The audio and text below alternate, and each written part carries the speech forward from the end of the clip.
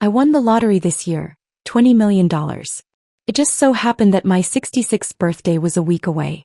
I planned to share this incredible surprise with my children when they came over to celebrate. I had it all figured out. After taxes, I would take the remaining winnings and buy a luxury home for each of them, my son Logan and my daughter Luna.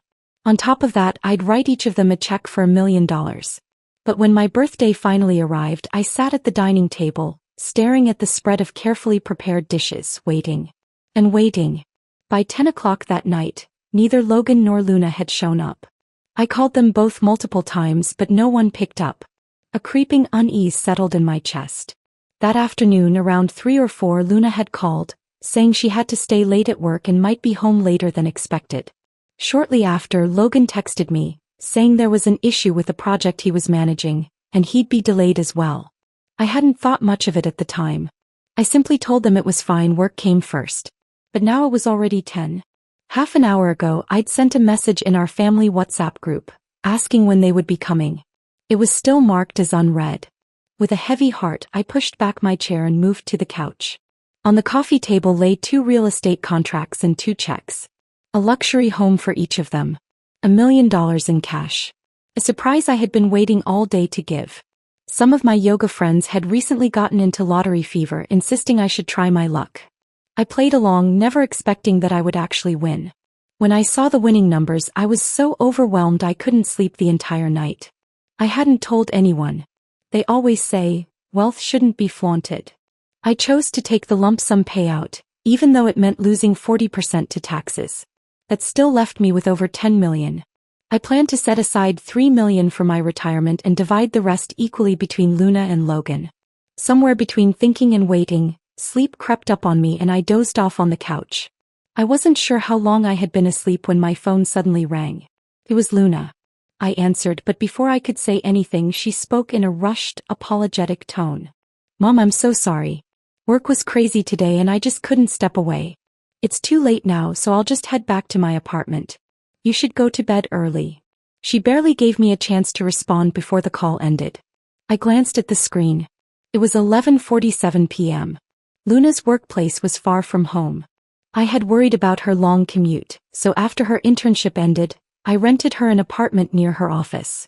I stared at the dark screen for a long moment. Another 10 minutes passed and Logan still hadn't reached out. He was probably caught up with work too. With a sigh, I stretched my aching back and slowly got up. I wrapped each untouched dish on the table with plastic wrap and carefully placed them in the fridge. The real estate contracts and checks, I tucked them away in my bedside drawer. By the time everything was put away and I was ready for bed, it was nearly 1 in the morning. And just like that, the birthday I had been so eager to celebrate was over. I woke up the next morning. My phone remained silent. No birthday messages from Luna or Logan. I sent a message in our family group chat. It's Saturday. Come home for dinner. I have a surprise for you. But no one replied. After breakfast, I went out for a walk.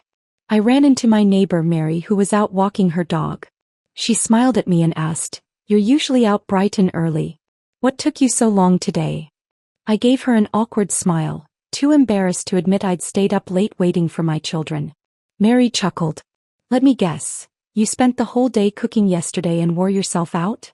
When I didn't answer, she continued, "I told you ages ago, just book a nice dinner at a hotel. Less stress, less hassle. But no, you insisted. Logan likes spicy food, Luna likes sweet and sour, and your granddaughter needs a healthy kids' meal. Do you think a fancy restaurant can't handle that? Honestly, you go through all this trouble just for them." Her words stopped me in my tracks. For the first time, I truly thought about it. My entire life had revolved around my children. Before my divorce, after my divorce. All these years, had I ever put myself first? Before I could dwell on that thought, a sharp, mocking voice cut through the morning air. "Oh, Mary, don't act like she's some poor, self-sacrificing mother. He just loves to show off. Always bragging about how devoted Logan and Luna are. What a joke." I turned toward the voice. It was Sammy, an old neighbor I never got along with. We had worked at the same fashion export company before I retired early, even competing for the European market manager position. I got the promotion. My French was more fluent and my skills outmatched hers. Sammy never accepted that. She believed I only won because of my language skills, not my abilities. Since then, things between us had always been tense. Now she looked me up and down, her lips curling in disdain. Not even a single piece of decent jewelry on you. I wonder how you've been treating yourself all these years. I had no interest in arguing with her, so I turned to Mary. I'm heading outside the neighborhood for a bit. You two chat. I started walking away. But Sammy stepped in front of me. I waited here all morning just to do you a favor. Don't be ungrateful. She crossed her arms and smirked. Last night was my grandson's birthday. We had dinner at a restaurant and guess what? I saw the most ridiculous show. I exhaled sharply. Thanks for your concern, but I'm not interested. Can I leave now? Sammy's face darkened. With an irritated huff, she pulled out her phone, scrolled through her album and shoved the screen in my hand. I don't need to explain anything. Just watch. I reflexively tried to push it back, but the moment my eyes landed on the screen, I froze. It was a video. A woman in a red dress, her hair elegantly pinned up, smiling warmly as she greeted guests. I recognized her instantly. Chloe. My ex-husband Jeff Smith's mistress. Standing beside her, linking arms with her affectionately. They were laughing, talking, looking radiant together. The camera shook briefly before settling on two men standing by the stage. Logan. And his biological father, Jeff. Behind them, two banners stood tall with blaring messages. Happy 25th wedding anniversary, Jeff and Chloe. Happy birthday, Chloe. My granddaughter appeared on the screen, her small hands clutching Chloe's as she chirped sweetly. Grandma Chloe, you're so pretty. Way prettier and nicer than my other grandma. She tilted her head up, eyes filled with innocent joy. I want you to be my real grandma. Next week is our preschool sports day. Can you and Grandpa come watch me? A deafening silence rang in my head. The video ended, but Sammy wasn't done. You should have seen Logan, she sneered. Bought that old witch a solid gold bracelet. Must have been close to 10 grand. I overheard his wife in the restroom bragging about it on the phone. She scoffed. Oh, and he got Jeff a whole crate of Hennessy brandy. Not cheap. Sammy clicked her tongue and shook her head. Funny, isn't it? Every time he visits you, he can't even be bothered to bring a 6-pack of beer. And your precious Luna? Don't even get me started. She got Chloe an entire gold jewelry set. Necklace, earrings, rings, the whole deal. Kept calling her mom, like it was the most natural thing in the world. She turned to me with a sickly sweet smile. Didn't you always brag about how devoted they are to you? Strange, I don't see you getting even a crumb. Mary grabbed Sammy's arm, trying to stop her, but Sammy yanked it away. No, she snapped. She needs to hear this. She needs to see the kind of ungrateful, backstabbing wolves she raised. Always scrimping and saving for them, even sold her big house to help out. Ha, what a joke. She did all that just to fool herself into thinking they actually care. The words hit like a sledgehammer. I felt like I was drowning. I returned the phone to Sammy without a word. My legs were unsteady as I turned toward home, staggering forward in a daze. A bitter, metallic taste filled my mouth. I had bitten my lip so hard it had started to bleed. I collapsed onto the couch the moment I stepped inside. Tears held back for so long finally broke free. I covered my face as if that could somehow contain the flood of anguish threatening to drown me. But no matter how tightly I pressed my hands against my eyes, the past clawed its way to the surface, relentless and cruel. Memories surged forward like a runaway carousel, peeling back old wounds I had spent years pretending didn't exist. My marriage to Jeff Smith had been a disaster. So much so that by the time I turned 40, I had given up on the idea of love altogether. I divorced him and never remarried. Jeff was 6 years older than me. We met through a mutual friend. Back then he was a tall, clean-cut man with an air of stability, an analyst in the city government's research office, with a bright future ahead of him. At 24, I was just a proofreader at a publishing house and not even a full-time employee. My parents saw him as an ideal match, respectable, well-employed, someone who could even lend a hand to my older brother's career. They told me I was lucky to marry him. So, without truly knowing much about his past, I agreed. I only learned the truth later. Too late. Jeff had never married before me because he had once been deeply, irrevocably in love. A love so profound that it left him unable to move on, unable to fully invest in any relationship that followed. Marrying me had simply been convenient. By the time I understood this, there was no undoing it. A year after we met, we were already married. We weren't overly affectionate, but we coexisted peacefully. There was respect even if there was little passion. I convinced myself it was enough. Not every marriage needed to be a whirlwind romance. Stability was good. Predictability meant safety. In the third spring of our marriage, I gave birth to twins, a boy and a girl. Thrown headfirst into motherhood, I was overwhelmed. 2 crying infants, sleepless nights, a body still healing from childbirth. I felt like I was drowning. And I wanted to go back to work. I asked Jeff if his mother Laura could come help for a while. But every time I brought it up, he made excuses. His father was sick. His mother was too busy. She simply couldn't spare the time. Days turned to weeks, weeks to months. By the end of the year, Laura still hadn't come. My publishing house couldn't wait forever. When I failed to return, they gave my position to someone else. I was heartbroken but helpless. Then came the twins' first birthday party. Laura didn't show up. That was when resentment first took root in my heart. She was their grandmother, yet in an entire year she had barely visited them. Jeff must have noticed my mood because that night he finally gave me an explanation. His mother, he said, had suffered a bad fall while cleaning the house. She had injured her lower back and had been recovering in bed all this time. She hadn't told us because she didn't want to worry us. Guilt hit me like a wave. I had been angry at her, suspecting her of indifference, while all along she had been injured. After the party, Jeff's aunt came over to see the children. I pulled her aside, concern tightening my chest. "How bad is Laura's injury?" I asked. "Does she need better medical care? Maybe she should come to a hospital in San Francisco." As I spoke, I reached into my purse, taking out $1,000. "Can you give this to her when you go back? Just in case she needs anything." Jeff's aunt hesitated. A strange expression crossed her face, half amusement, half pity. For a long moment she didn't say anything. Then finally she let out a small, mirthless chuckle. "Laura doesn't have a back injury." I stared at her, confused. She sighed and gave me a look I couldn't quite decipher. I wasn't going to say anything. "But every time I visit, I see you struggling to raise those babies alone, and it just doesn't sit right with me." She glanced around, then leaned in. "The truth is, Jeff arranged for his mother to be a full-time nanny. For someone else." I blinked. "What?" "She's been working as a free babysitter," Jeff's aunt said, voice low. "For who?" My stomach twisted. "Maybe Jeff's boss," she said flatly. "The guy travels a lot and his wife needed help with their kids. Jeff sent his mother to take care of them." I felt something sharp and cold lodge itself in my throat. I barely managed to whisper, "So, she could take care of his boss's children but not her own grandchildren?" The aunt nodded. A suffocating weight settled on my chest. She sighed again, then murmured, "I shouldn't be telling you this, but keep an eye on Jeff. Make sure no one steals him away." Her words sent a shiver down my spine. Then she patted my arm, turned and walked away. I stood there frozen, watching her retreating figure, unable to breathe.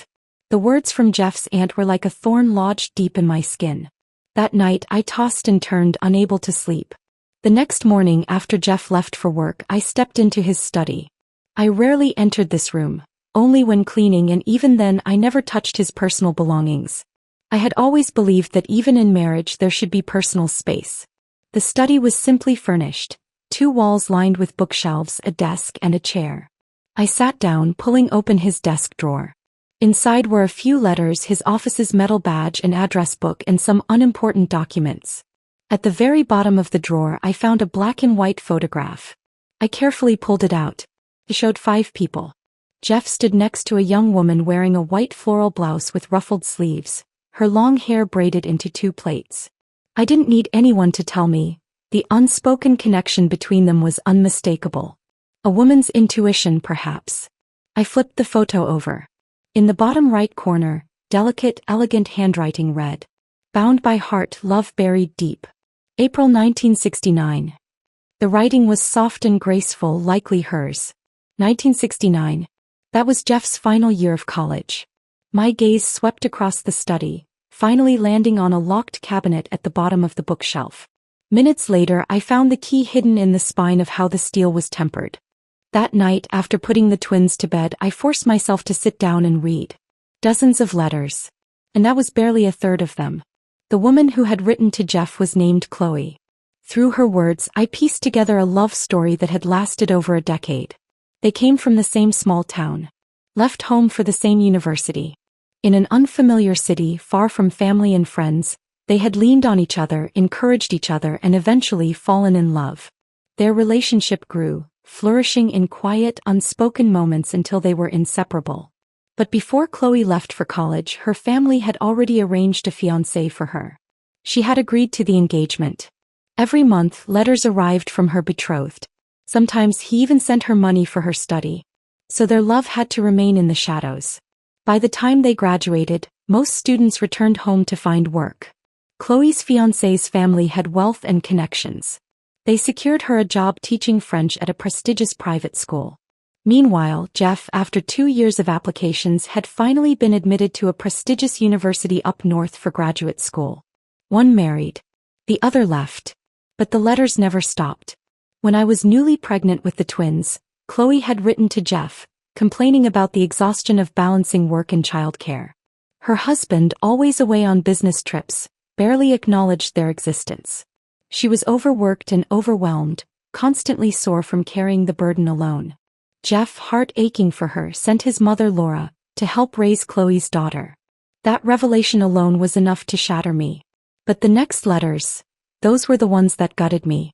Every time Laura takes care of me, I feel both guilty and happy. I want to call her mom, but I don't know in what capacity. I feel terrible for your wife. You barely make $1,500 a month, yet you still send me $500 in secret. If she ever found out, she'd throw a fit. You said your wife had twins? Well, the only thing I've ever seen give birth to 2 at once is my dog. I can't even imagine how big she must have been. Just the thought is horrifying. My coworkers joke about how I always get so many letters. I tell them they're from my husband, my love. They think I'm talking about Bruce, the man I married. The inked words reeked of forbidden intimacy, a humid, suffocating closeness that made me physically ill. That evening when Jeff came home, I threw the letters in his face. Screaming. Fighting. It was a war zone. I had just given birth, I was physically and emotionally exhausted, and now I was unraveling completely. And him? He just stood there, his face impassive, watching my breakdown with a chilling detachment. As if I were a stranger. Only when I had exhausted my voice, trembling from rage, did he finally sigh in irritation. Are you done? He asked, his tone bored. There's nothing between us. Just letters. If it bothers you so much, I'll stop writing them. His words made my fingers go numb. Made my legs go weak. But I didn't even have the luxury of breaking down. The twins, hearing the shouting, had woken up and were now wailing from their room. Jeff locked himself in his study. Ignored everything. I wiped my swollen eyes and forced myself to my feet. The babies were hungry. They needed their nighttime bottle or they wouldn't stop crying. But when I went to the kitchen, the can of formula was empty. A crushing wave of despair crashed over me. I had reminded Jeff for days that we were running low on formula. I had asked him, begged him, to pick some up on his way home. Even that morning before he left for work, I had reminded him again. But he had forgotten. And now it was too late. Something inside me snapped. I stormed to his study and kicked the locked door open with all my strength. The sight inside made my vision blur with rage. Jeff was sitting at his desk, gently tracing his fingers over Chloe's face in a photograph. His eyes, filled with deep affection and longing, froze when he saw me. I strode over, snatched the photo from his hands and tore it to pieces. Then I flung the scraps at his feet. Jeff Smith, you are a lying, heartless bastard. I screamed. I want a divorce. For the first time he froze. When he finally snapped out of it, he panicked. He scrambled to gather the torn pieces of Chloe's face, carefully tucking them into his pocket as if they were the most precious thing in the world. Then he turned on me, his face contorted with fury. You're insane. A hysterical, irrational shrew, he bellowed. He tried to storm past me. I grabbed his sleeve, refusing to let him go. His eyes burned red with rage. With both hands he shoved me hard.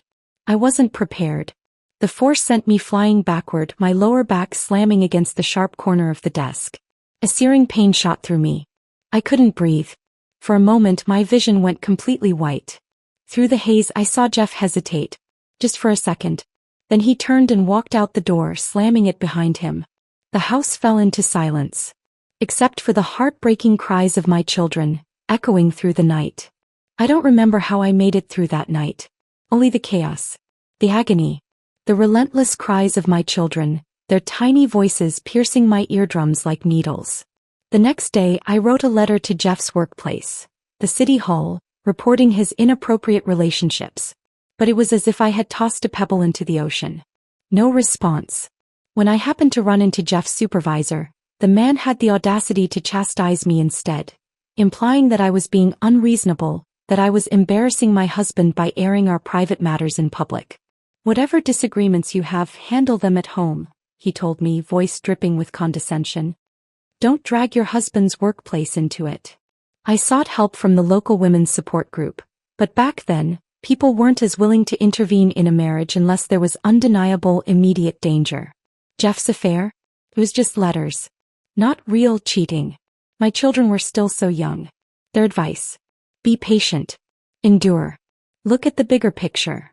I was a caged animal, desperately searching for an escape. But every door I tried was locked. My parents and brother were dead set against me divorcing. They said, every woman goes through this. Just endure it, it'll pass. Once the kids are older, your life will be easier. Jeff works hard enough as it is. You don't even have a job, so stop making trouble for him. He didn't even bring that woman home, so what exactly are you complaining about? And Jeff? Every time I mentioned divorce, he ignored me. Eventually, he simply moved out, into a dorm near City Hall, coming home only once every 10 days or so. The children were too young to understand. They sucked on their tiny fingers, babbling their first words, oblivious to the growing rift between their parents. For their sake, I swallowed my pride. Again and again. Like so many women trapped in broken marriages, I had become weak the moment I became a mother. And I had two weaknesses. 7 years. 7 years of degradation, exhaustion, and slow, quiet suffering. Until the final straw.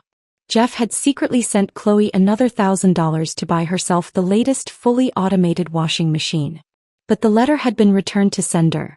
Chloe had transferred to a new school and the post office sent it back. I read his words, and for the first time I felt something inside me snap. We didn't even have a semi-automatic washing machine. In the dead of winter, I was still scrubbing my children's dirty clothes by hand, my fingers raw from the cold. That night I confronted him. We fought. For the first time he lost control. Furniture was overturned, a vase hurled at my head, shattering just inches behind me. I didn't hesitate. I called the police. Then I called a local news station, asking them to report on how I had nearly been disfigured by my violent husband. The scandal erupted. It spread like wildfire, reaching not just City Hall but the state government. Jeff's upcoming promotion, his transfer to a higher state-level position, was immediately revoked. And as younger, more educated officials entered City Hall, his career stagnated. He was demoted.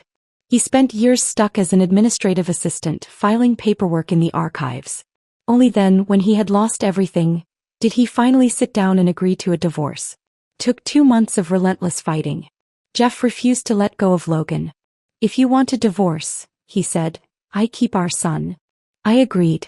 When it came to money, I was ruthless. I threatened to expose his affair with Chloe, to ruin her reputation. In the end, I forced him to return every cent he had spent on her. I had no way of knowing the full amount, but I threw out a number, $50,000. By then his salary had risen to just over $2,000 a month. 50 grand wasn't an impossible sum, but it wasn't pocket change either. Jeff, of course, didn't want Chloe to suffer. But he also couldn't stomach the humiliation of borrowing money from friends. So he mortgaged his parents' house and took out a loan for 50 grand. I'll never forget his expression when he handed me that check. If looks could kill, I would have died 1,000 times over. The house we had lived in belonged to Jeff before our marriage. I left it behind. But I took everything inside. Even the old stew pot that had been patched up twice. I hauled it all to the flea market and sold every last item. Then with Luna in my arms I walked away.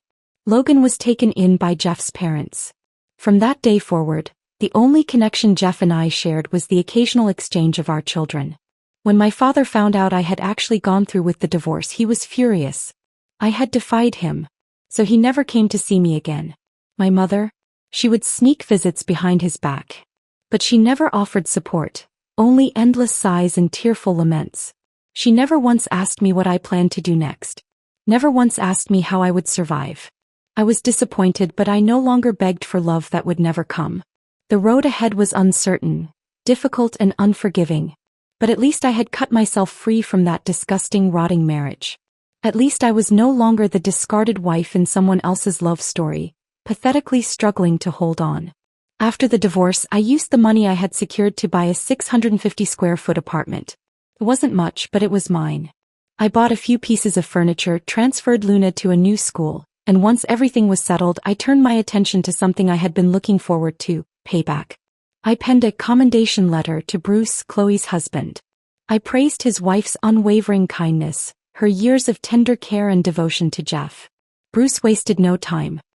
He filed for divorce immediately, standing before the judge in tears, declaring that his wife had been in a long-term extramarital affair. Unlike what I had experienced, no one told him to endure. No one dismissed it as just a few letters.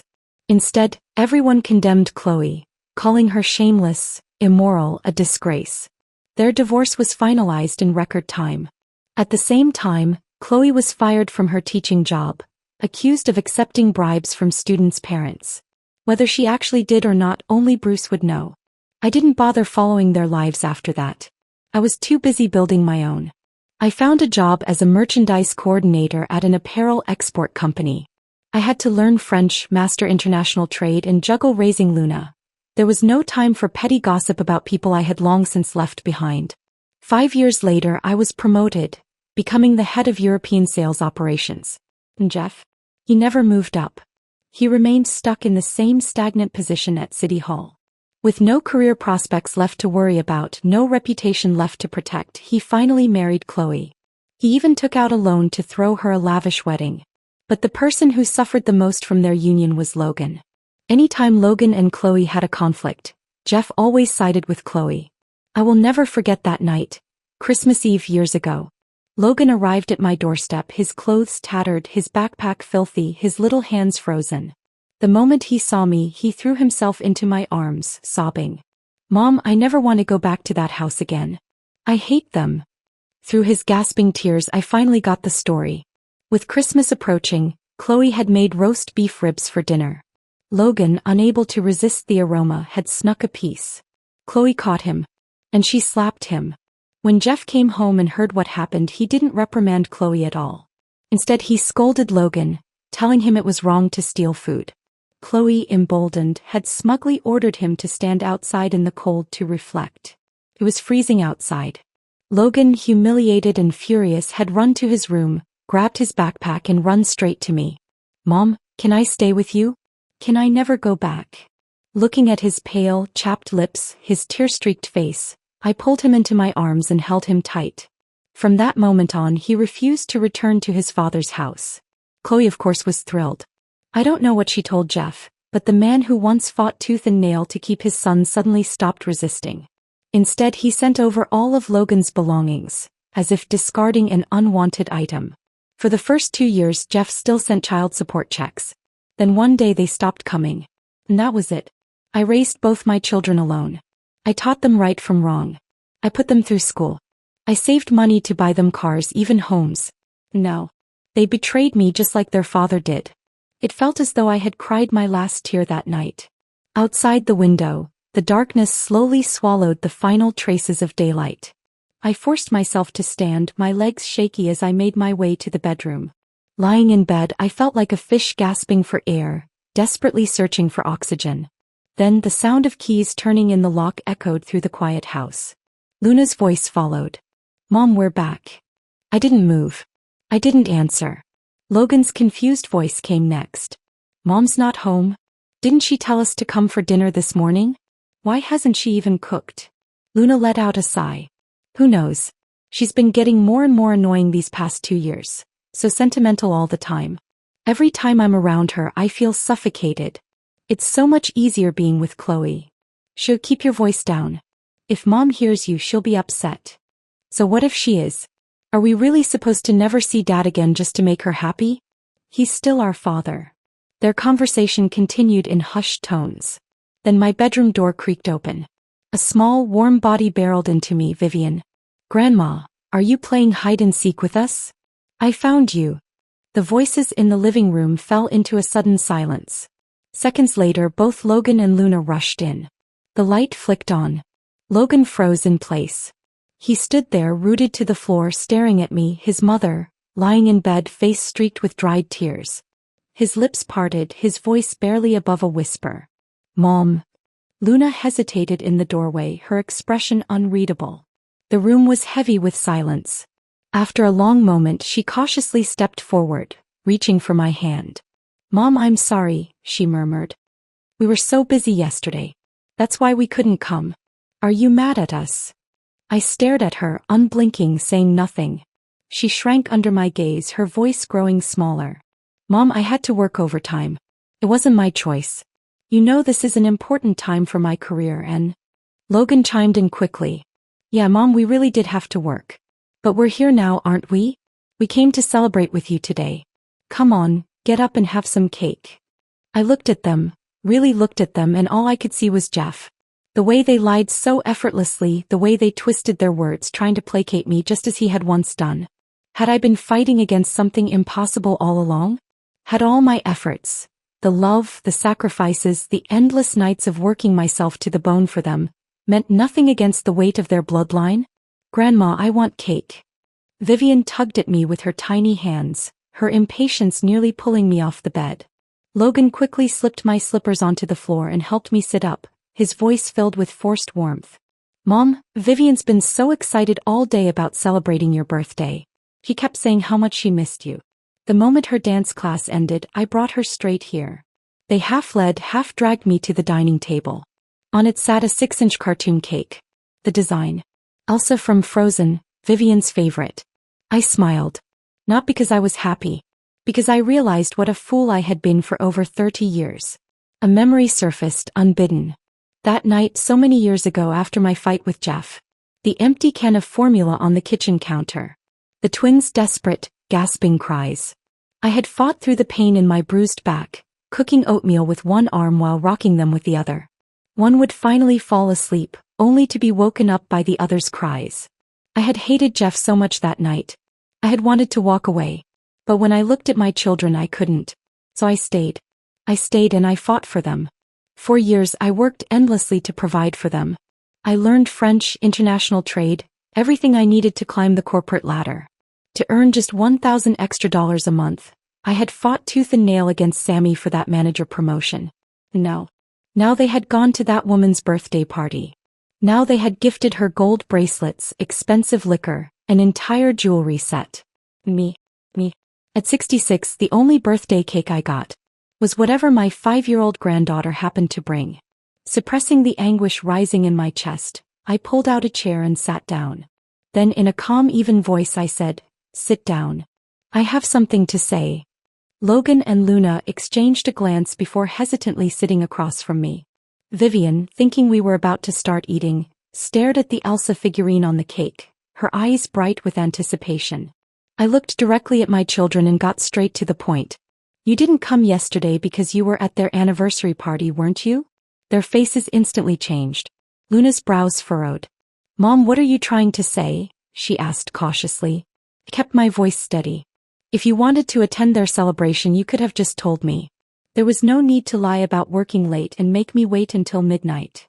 Luna stiffened, her complexion paling. Logan lowered his head in guilt. Minutes passed in heavy silence. Then Luna began to cry. She moved from across the table to sit beside me, gripping my hand tightly. Mom, let the past go, she pleaded through her tears. You have to stop holding on to this. Dad has connections, resources.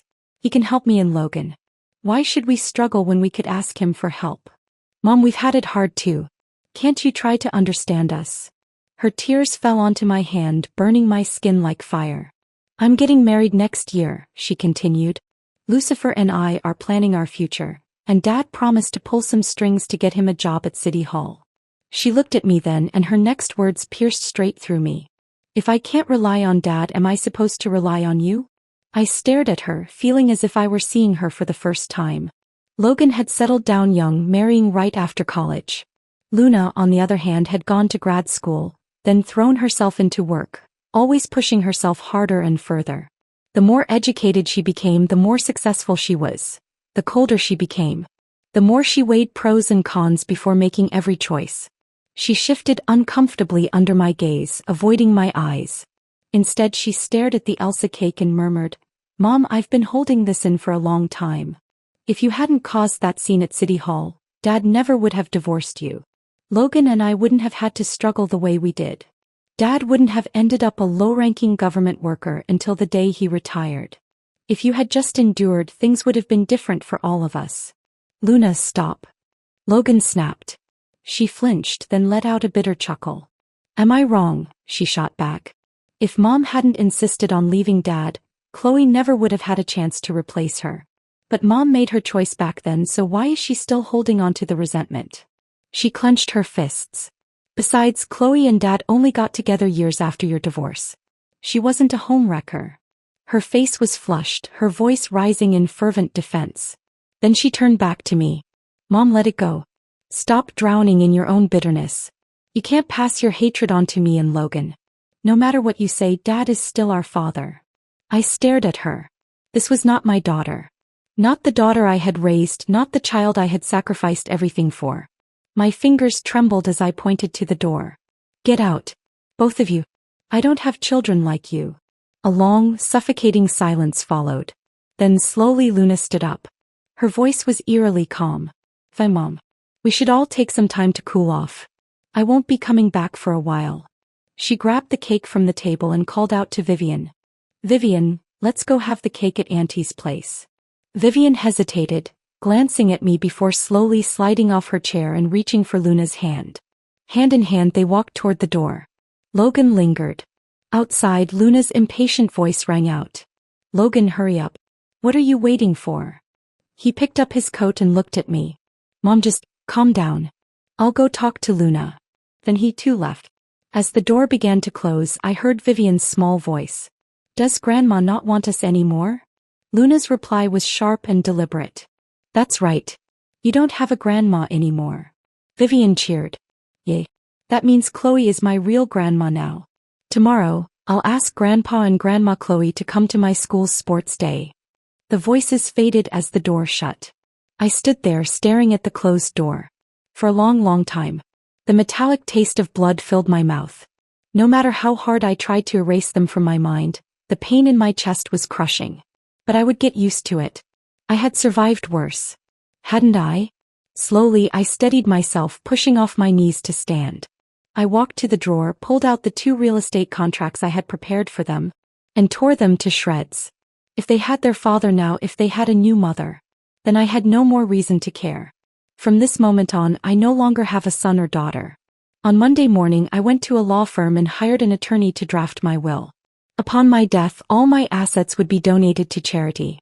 I also put Logan and his wife's house, still under my name, up for sale.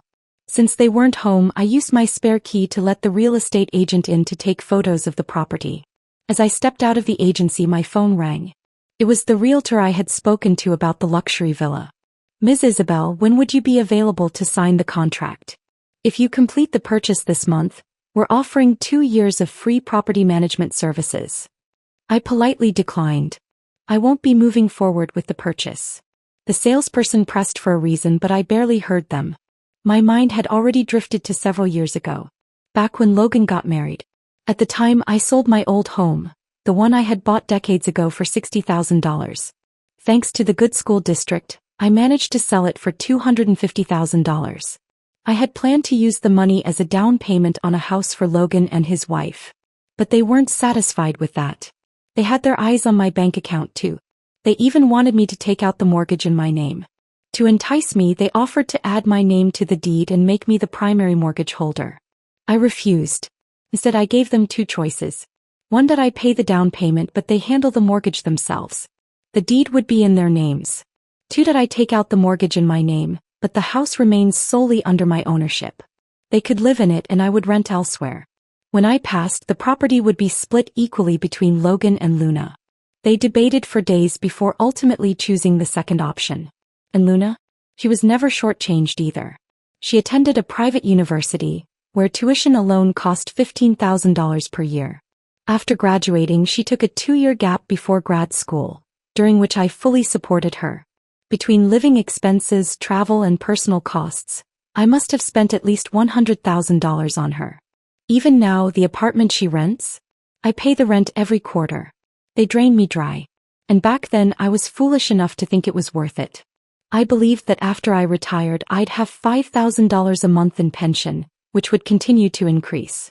I had long-term care insurance and a fixed annuity plan that would pay out principal and interest when I turned 70, ensuring I had a secure future.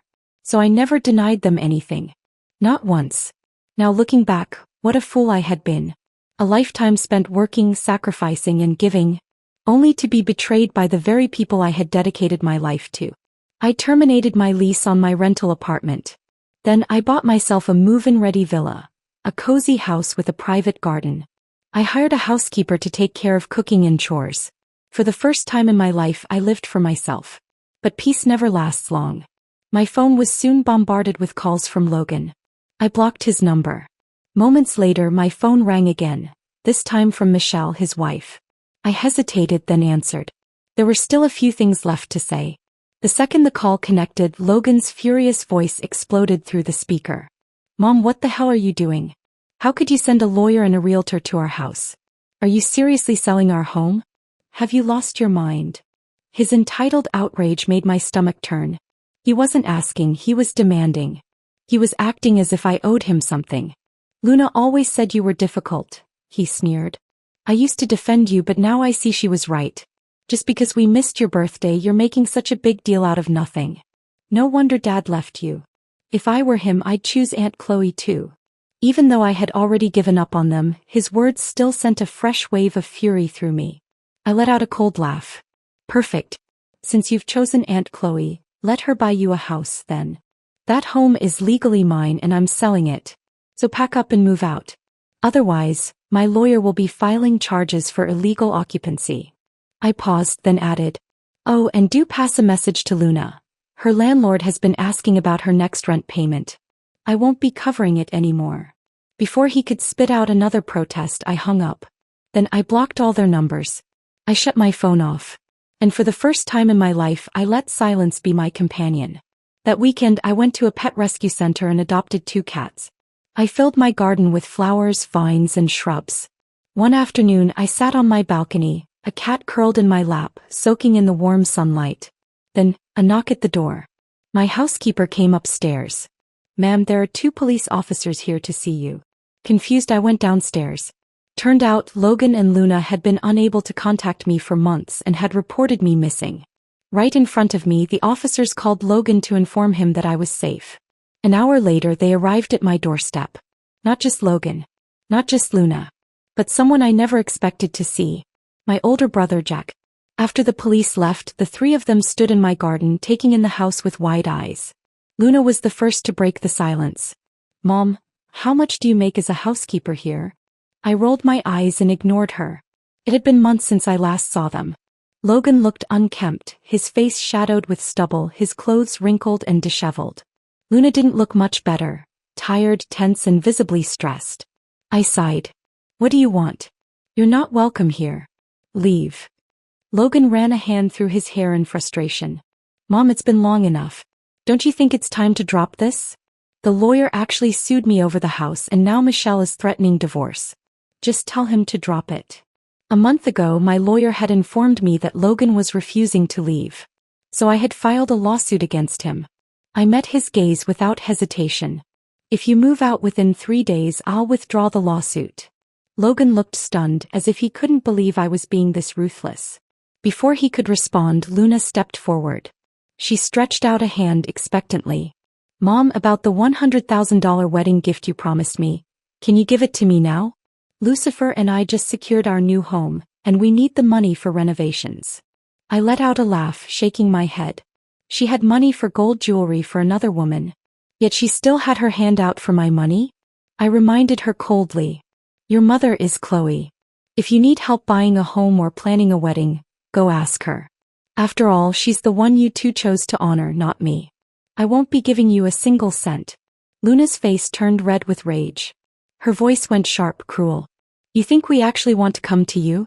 We were giving you a chance to make amends, but clearly, you'd rather be stubborn. Fine. But don't come crawling back when you're old and alone. Don't expect us to take care of you. She scoffed. You know what? Chloe is a better mother than you ever were.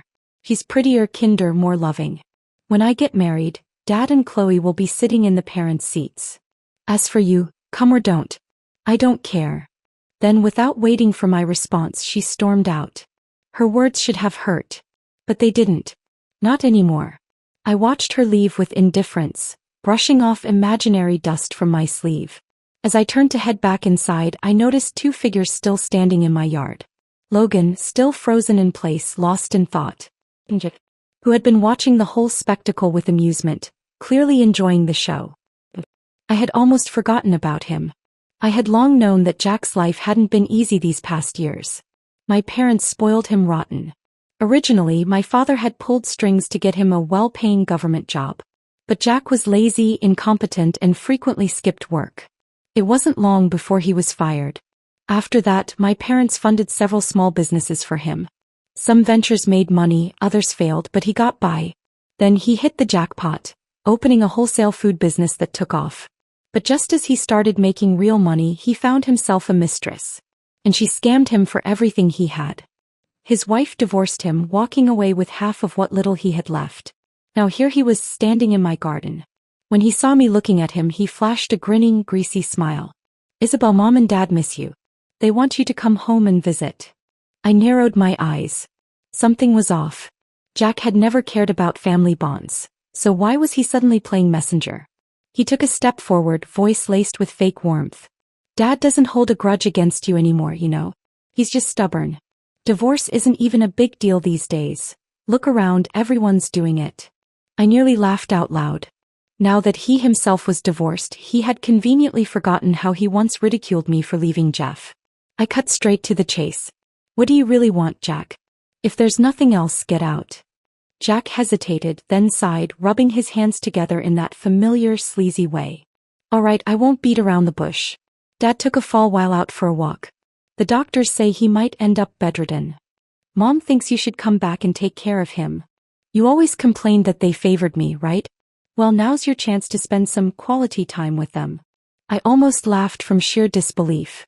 If I remember correctly, their combined retirement pensions are nearly 10 grand a month. You're telling me they can't afford a caregiver? Jack's face twisted in frustration. If we hire a nurse, then how am I supposed to survive? I'm 68 years old, Isabel. You expect me to go out and work? But there was. Even with my father immobilized, even with my mother aging and frail, the money still had to go to their precious golden son, Jack. Where was this concern when Jeff was tearing my life apart? Where were they when I was left with nothing, struggling to survive? Now suddenly they remembered they had a daughter? I shrugged. Their situation has nothing to do with me. I won't be coming back. Now please leave. Jack's face darkened. Isabel, I already consulted a lawyer. Even if you've been estranged from them for years, you are still legally obligated to support them. I smiled indifferently. Then sue me. If a judge orders me to pay, I'll comply. But until then, not a single penny. I called security and had them escort him out. As expected, Jack never took legal action. He had always been too lazy to go through that kind of effort. Instead, he dumped our parents into a rundown nursing home. His only instruction to the staff? Just make sure they don't die. After all, he still needed their pension checks to survive. 2 months later, I received a call from an unknown number. When I answered, the voice on the other end was faint, slurred. Belle. I froze. It had been years since I last heard that nickname. I held the phone without speaking. Is your father? I don't have much time left. But there's something I need to get off my chest. Before I go, I wanted to tell you I'm sorry. His breathing was labored, his words coming in painful gasps. He said a lot, more than I had ever heard him say in my entire life. I didn't listen to a single word of it. My father had always been a domineering, chauvinistic man. To him, a woman's only purpose was to depend on a man. He forbade me from divorcing because he didn't want me to be the one stain on his otherwise successful life. And when I did divorce, He was the first to crush me under his heel. Now, on his deathbed, he wanted to apologize? His words felt like a wet, frozen coat draped over my shoulders. Offered not to comfort me, but to remind me of the cold I had already endured alone. I didn't need it. Before I hung up, my mother murmured the address of their nursing home. I hesitated for a long time, but in the end I went. When I entered his room, I found him lying there, gaunt and hollow, his cheeks sunken like a dried-up corpse. I hadn't seen him in over 10 years. The last time had been on his 70th birthday. I had brought gifts, but like always, he had thrown them out the door. I never went back after that. Now, as I stood by his bed, his lips quivered, his breathing growing shallower. Neither of us spoke. 10 minutes later, he closed his eyes. 2 murky tears slid down his withered face. I turned and walked out. As I stepped into the hall, my mother shuffled after me, her frail hands trembling. I turned to look at her, now 85, bent with age. I felt nothing. She had spent her entire life in submission. No matter what my father did, she never objected. Not even when he cast me out like garbage. Was she weak? Or did she simply not love me enough? I wondered, if my father had ever threatened to cut ties with Jack, would she have obeyed just as blindly? I reached into my bag and pulled out a check for $10,000, pressing it into her hand. For his funeral. I won't be attending. Then I turned and walked away. Behind me, her soft, broken sobs trailed into the empty corridor. I opened a large cafe bookstore, over 3,000 square feet of space. I was only 66. I couldn't just sit around eating and drinking waiting for time to run out. During renovations, I specifically had power outlets installed at every seat. Shelves overflowed with books, and the air was thick with the rich scent of coffee. I hired students working part-time and people with disabilities who needed jobs. People came not just for coffee but to work, study, and read. It wasn't a highly profitable business, but it didn't lose money either. One day, while managing the counter, I saw Michelle walk in hand with a man I didn't recognize. They looked intimate. The moment she saw me, her expression froze. She immediately let go of the man's hand. Then, after a brief hesitation, she let out a self-deprecating laugh. "Logan and I are in the middle of a divorce," she admitted. "He's been involved with a woman Chloe introduced him to for a long time. I only started seeing my boyfriend after that." I nodded. I had nothing to say. Logan and Luna's lives no longer concerned me. Whatever happened to them, I wouldn't interfere. Michelle sighed, then turned to her boyfriend. "Let's go somewhere else." As they walked away, I let out a quiet sigh. I could only hope that Logan wouldn't regret his choices. When Luna got married, she didn't invite me. A friend sent me a video from the wedding, along with a message. "Why is Chloe sitting in the mother's seat at Luna's wedding?" I replied simply, "I suppose I don't deserve to be there." My friend hesitated for a long time, their typing indicator flickering on and off. In the end, they just sent a sad emoji. I won't lie, watching that video stung. But more than sadness, I felt relief. At that moment, something inside me fully let go. Unexpectedly, my cafe bookstore became a local sensation. People flocked to it, eager to experience the cozy atmosphere. Concerned that business wasn't thriving, my young employees brainstormed ideas to attract more customers. They came up with monthly themed drinks. January, Golden Fortune Latte. February, Sweetheart Mocha. March, Coffee and Tea Fusion. Paired with the literary ambience, the themes worked wonders. Local travel bloggers and social media influencers began recommending the cafe. Soon the cafe was bustling every day. I noticed my employees were exhausted from the workload. So I raised their salaries and hired more staff. Luna found out who owned the cafe after seeing a news interview about me. By the time she came looking for me, she was heavily pregnant. At the counter, she ordered an iced Americano. I had the barista pour her a glass of warm water instead. She didn't protest. We sat across from each other. She smiled faintly, but then, tears welled up in her eyes. "Mom, I think I made a mistake." I took a sip of my coffee. The familiar bitterness spread across my tongue. Luna looked awful. Her eyes were swollen, her complexion pale, and a large bruise covered her forehead. Her lips trembled, and then she broke down sobbing. "Mom, Lucifer cheated on me." I stiffened. Lucifer had always seemed like a mild, good-natured guy. I had assumed he was reliable. But Luna's next words shattered that assumption. I'm 4 months pregnant, but the woman he's seeing is already about to give birth. He's been busy with work, but really he's been living with her this entire time. Last weekend I drove 3 hours to see him. When I got there I caught them together. I pushed the woman and he hit me. So, Jeff hadn't been able to get Lucifer a government job after all. I asked, "Did you tell your father and Chloe?" Luna's eyes widened in shock. I continued, "Your father has connections. You should ask him to stand up for you." She stared at me stunned. Tears spilled down her cheeks. "Mom, are you really abandoning me?" I stood up. My voice was calm. "You were the ones who abandoned me first. I chose to let you go. This isn't a recycling center. You don't get to come and go as you please." Before leaving, I gave her one last piece of advice. If no one is willing to save you, save yourself. Leave that man as soon as possible. I told you before, a woman can live a good life on her own. You will be fine. Time passed in the blink of an eye. The number of cats in my care grew, most of them found abandoned at the doorstep of my cafe. The young people working for me were a good bunch. At the very least, as their boss, they treated me with warmth and respect. I didn't expect sincerity. True sincerity is rare, something that can't be forced. And that was fine. I had learned long ago that living happily in the present was enough. However, life took its toll on Jeff Smith. One evening, while leaving home to pick up Chloe from the shopping mall, he suffered a stroke. The damage was severe. Paralysis on one side, slurred speech and limited mobility. Chloe, once seemed to be so devoted, stuck around for a while. She supervised his treatment and handled the finances. But medical care was expensive. Despite his pension and savings, the costs piled up quickly. Bills for all the treatment, therapy and medications drained their accounts dry. Jeff became a burden. And Chloe, who had once stolen him from another woman, wasn't the type to sacrifice herself for a sick husband. Before long she had enough. She packed her bags, emptied what little was left of their joint account, and left him with one final sentence. "I didn't sign up for this." Logan was forced to take him in. But Logan had his own problems. After his divorce from Michelle, he had jumped into a new relationship, hoping for a fresh start. But his new girlfriend had no interest in a broke, struggling man.